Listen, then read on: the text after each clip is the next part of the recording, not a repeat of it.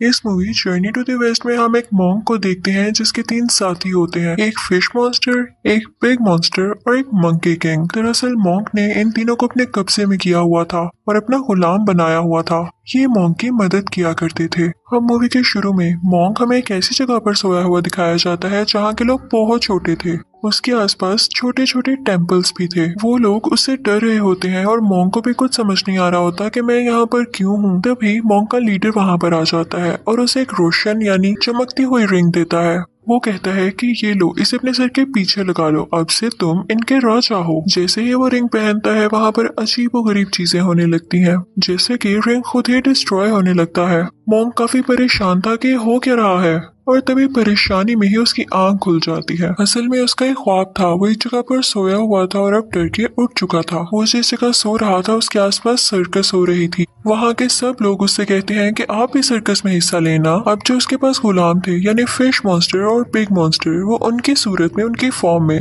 लोगों को एंटरटेन करता है। उस मॉन्स्टर को देख के एक बच्चा रोने लगता है और लोग कहते हैं कि ये कैसा मजाक है, हमें बिल्कुल मजा नहीं आ रहा। फिर मॉन्क एक दरख्त की तरफ इशारा करता है और कहता है कि देखो वहाँ पर मंकी किंग है। लेकिन वो मंकी किंग साहिब कुछ करने के बजाय दरख्त से नीचे ही गिर जाते हैं। लोग इस वजह से भी मॉन्क पर गुस्सा होते हैं और उसका मजाक उड़ाने लगते हैं कि तुम हमारे साथ क्या खेल खेल रहे हो, हमें तुम एंटरटेन करने वाले हो भी कि नहीं। मॉन्क कहता है कि थोड़ा हौसला रखो और उनसे मीठी मीठी बातें करके उन्हें अपनी तरफ कर लेता है। उसी दौरान मंकी किंग भी उठ जाता है और अपने बाकी साथियों यानी बिग मॉन्स्टर और फिश मॉन्स्टर से कहता है कि हमें मिलके कुछ करना होगा, तुम लोग मुझे मारना और हम इन लोगों को एंटरटेन करेंगे। लेकिन लोग अभी भी उनका मजाक उड़ा रहे थे, तो इस बात पर बिग मॉन्स्टर को गुस्सा आ जाता है। वो उधर खड़ी हुई एक औरत पर अटैक करने की कोशिश करता है। लोग उसे पकड़ लेते हैं। मंकी किंग भी उसे मना करता है और कहता है कि ऐसा ना करो। वो फिर भी बाज नहीं आता, तो मंकी किंग उसका ध्यान बटाने के लिए पूरी सर्कस खराब करने लगता है। वो हर चीज तबाह करता जा रहा था। मॉन्क उसे मना करता है लेकिन वो उस पर ही गुस्सा हो जाता है और अब तक बहुत देर हो चुकी थी क्योंकि पूरी सर्कस डिस्ट्रॉय हो चुकी थी। मूवी की असल कहानी तो अब यहाँ से शुरू होती है जब एक औरत अपनी माँ को एक एक्सोर्सिस्ट के पास लाती है।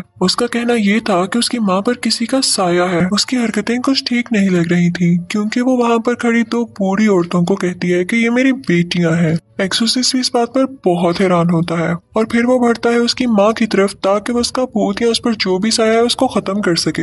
लेकिन बहुत कोशिश करने के बाद भी उसे ऐसी कोई चीज नजर नहीं आती। तो फिर उसे पता चलता है कि असली मॉन्स्टर तो उसकी अपनी बेटी है, यानी वो लड़की जो अपनी माँ को इसके पास लाई थी वो मॉन्स्टर में बदल जाती है। उसकी बॉडी अजीब हो गई थी। वो सब पर एक किस्म का जाला फेंकने लगती है। उसके हाथ और टांगे काफी लंबी हो गई थी जैसे वो कोई स्पाइडर हो। वहाँ पर मौजूद सब लोगों को वो मारने लगती है। फिर सीन चेंज होता है और हम मॉन्क और मंकी किंग को एक साथ देखते हैं। मॉन्क मंकी किंग की बहुत पिटाई कर रहा होता है। वो उसे कहता है कि मैं तुम्हें इसलिए मार रहा हूँ ताकि तुम्हें हमेशा याद रहे कि कहाँ पर क्या करना है। वो कहता है कि तुम्हारा कुछ पता ही नहीं चलता, तुम्हें जब गुस्सा आ जाए तो तुम कोई भी चीज तबाह कर देते हो। जैसे तुमने सर्कस को तबाह किया था, तुम यहाँ भी कुछ न कुछ कर सकते हो। वो उसकी जुबान खींचता है, उसे पिंच करता है, उस पर थप्पड़ मारता है। साथ ही साथ वो मंकी किंग की पूरी बॉडी को ही हिट कर रहा था। यहाँ पर हम पास्ट का भी एक सीन देखते हैं जब मंकी किंग को एक जगह पर कैद किया हुआ था। वो कई साल वहाँ पर चेन्स में बंधा रहा और कैद रहा। मंकी किंग बेचारा ख्वाब में डर जाता है और उसकी आंख खुल जाती है। तो मॉन्क कहता है कि सो जाओ,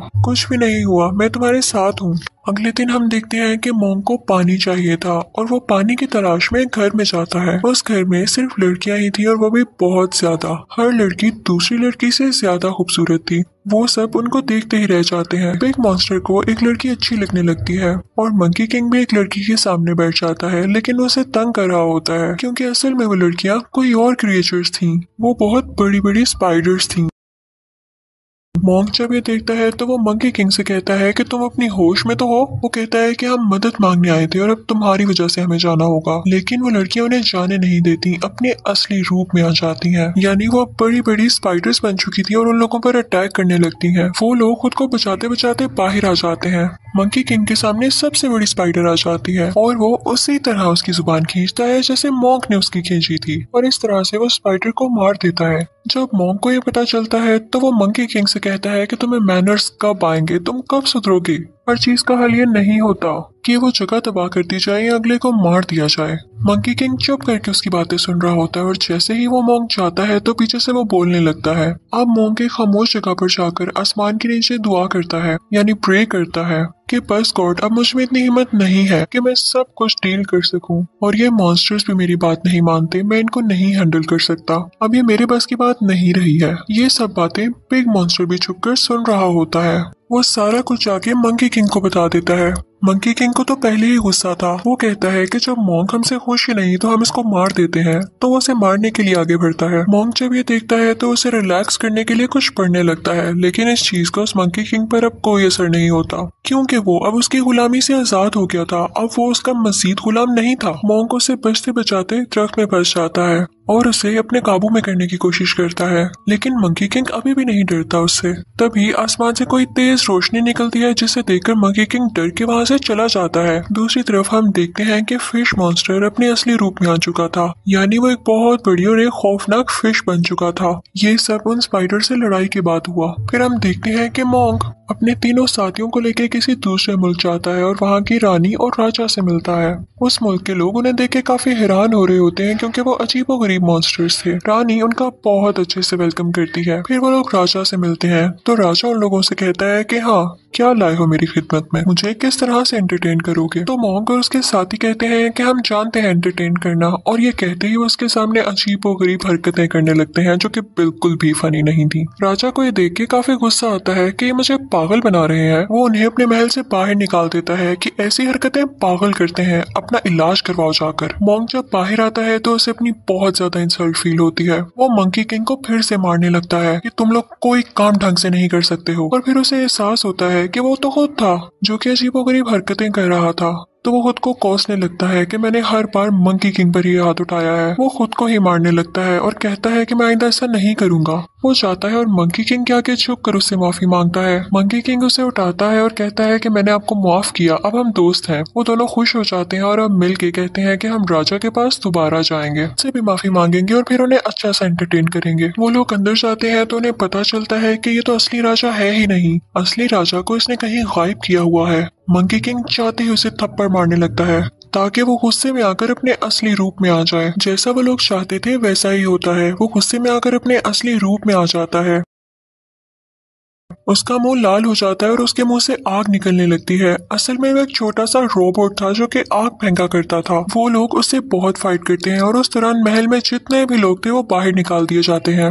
मंकी किंग क्योंकि बहुत गुस्से वाला था तो उसे बहुत जोर से हिट करता है, जिससे वो दूर जाके गिरता है। फिश मॉन्स्टर इस चीज का फायदा उठाते हुए अपने मुंह से बर्फ फेंकता है, जिसकी वजह से वो रोबोट फ्रीज हो जाता है। और फिर वो जाते हैं असली राजा की तलाश में। उस रोबोट मॉन्स्टर ने असली राजा को जमीन के नीचे कैद किया हुआ था। मोंग उस रोबोट राजा को कैद करके रानी को दे देता है और असली राजा को बचा लिया जाता है। असली राजा मोंग और उसके साथियों से बहुत खुश था और वो कहता है कि मांगो, तुम्हें क्या चाहिए। मोंग उसे कुछ नहीं मांगता तो असली राजा खुद ही उसे तोहफे में बहुत सारी लड़कियां दे देता है कि अब से ये तुम्हारी खिदमत किया करेंगी। मोंग कहता है कि नहीं, मैं इन सबको अपने साथ लेके नहीं जा सकता, पर हाँ, मैं ये चाहता हूँ कि इन सबको आजाद कर दिया जाए, रिहा कर दिया जाए। तो वो सब लड़कियां कहने लगती हैं कि नहीं, हम इसी जिंदगी में खुश हैं, हमें आजाद नहीं होना। लेकिन उनमें से एक लड़की खामोश होती है। राजा उसे अपने सामने बुलाता है और कहता है कि क्या हुआ। वो लड़की कुछ नहीं बोल रही होती तो राजा उसे गाने के लिए कहता है और कहता है कि इस गाने के साथ डांस भी करो। वो लड़की बहुत डरी हुई थी लेकिन वो वैसा ही करती है। वो बहुत नाजुक और प्यारी लड़की थी। वो राजा को पसंद आने लगती है और वो उसे अपने साथ ले जाता है, ये कहकर कि अब ये मेरे साथ रहेगी।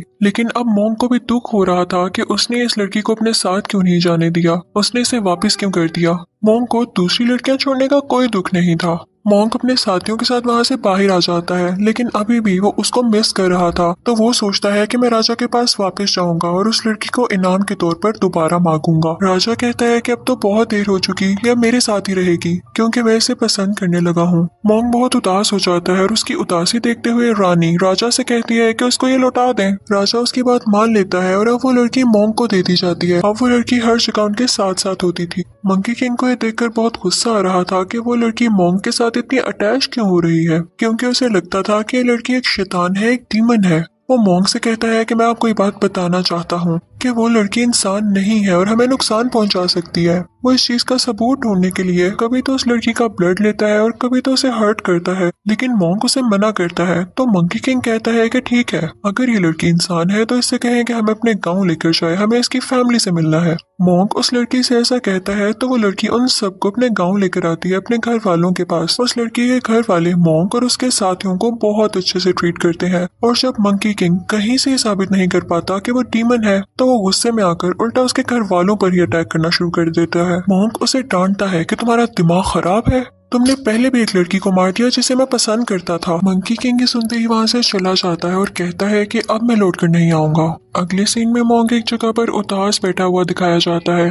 तभी वहाँ पर वो लड़की आती है और उसे पूछने लगती है कि आपको क्या हुआ है। तो मॉन्क उसको उस लड़की की बातें बताने लगता है जिसे वो पसंद किया करता था। वो लड़की उसकी बातें बहुत प्यार से और ध्यान से सुन रही होती है, तो मॉन्क को इसमें वही लड़की नजर आने लगती है। वो दोनों भी बातें कर ही रहे होते हैं कि वहाँ पर फिश मॉन्स्टर और पिग मॉन्स्टर आ जाते हैं और मॉन्क को बताते हैं कि मंकी किंग बहुत गुस्से में आया हुआ है, वो हर जगह फसाद फैला रहा है, हर चीज तबाह कर रहा है, और तो और उसने इस लड़की के माँ बाप को भी मार डाला और अब उसका अगला शिकार है ये लड़की। वो लड़की भाग के अपने गांव में जाती है और मंकी किंग भी उसके पीछे पीछे आ जाता है। वो उसे मारने ही वाला होता है कि तभी वहाँ पर मॉन्क भी आ जाता है। वो मंकी किंग से कहता है कि तुम्हें गलत फहमी हुई है, इस लड़की का कोई कसूर नहीं है, इसे छोड़ दो। वो लड़की मॉन्क के पीछे होती है। अब मंकी किंग मॉन्क पर ही अटैक करने आ रहा होता है। तभी वो लड़की मंकी किंग के पाँव पकड़ लेती है और कहती है कि ऐसा नहीं करो, इसको नहीं मारो, लेकिन मंकी किंग उस लड़की को हिट करता है जिससे वो दूर गिरती है और अब वो उसे मारने के लिए आगे बढ़ता है,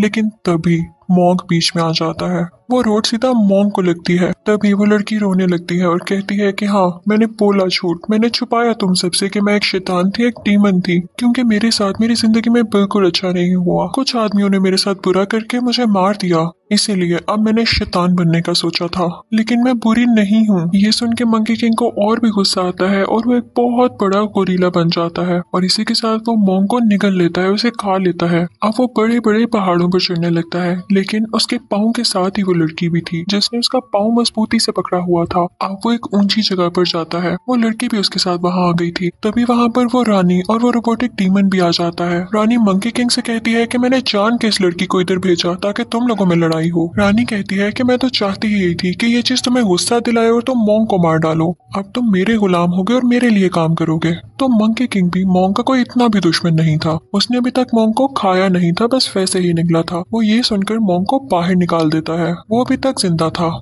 मॉन्क बाहर आकर रानी से कहता है कि क्या आप हमें बेवकूफ समझती हैं, या आप समझती हैं कि इस दुनिया में सिर्फ आप ही एक अक्लमंद है। जिस तरह आपकी प्लानिंग थी इस तरह ये हमारी भी प्लानिंग थी। मंकी किंग शुरू से ही मेरी तरफ था और ये हमारा प्लान था कि वो वहाँ से नाराज होकर जाएगा ताकि आप लोगों पर ये इंप्रेशन पड़े कि हमारी तो आपस में ही नहीं बनती। अब उन सब में फाइट शुरू होने लगती है और वो एक दूसरे का मुकाबला करते हैं। वो पिग मॉन्स्टर और फिश मॉन्स्टर उस रोबोटिक डीमन को दोबारा से वैसे फ्रीज करके तोड़ देते हैं और अब मॉन्क और उस रानी में लड़ाई चल रही थी। रानी फौरन से पानी में जाती है और बुढ़ा का स्टैचू बाहर निकाल लाती है। मंकी किंग भी उस पर मुसलसल अटैक कर रहा था क्योंकि वो जानता था कि ये एक डीमन है और बुढ़ा एक अच्छे इंसान थे और वो अपनी पावर कभी भी एक डीमन को नहीं दे सकते। मंकी किंग अपनी स्टिक निकालता है और पानी में चला जाता है, लेकिन जैसे ही वो पानी में जाता है उस जैसे दो स्टैचूज और बाहर आ जाते हैं और मंकी किंग पर अटैक करने लगते हैं। मंकी किंग को समझ नहीं आ रहा होता कि बुढ़ा उस डीमन की मदद क्यों कर रहा है। वो बहुत ज्यादा जख्मी हो जाता है, लेकिन तभी एक बड़ा सा हाथ पानी से बाहर आता है जो कि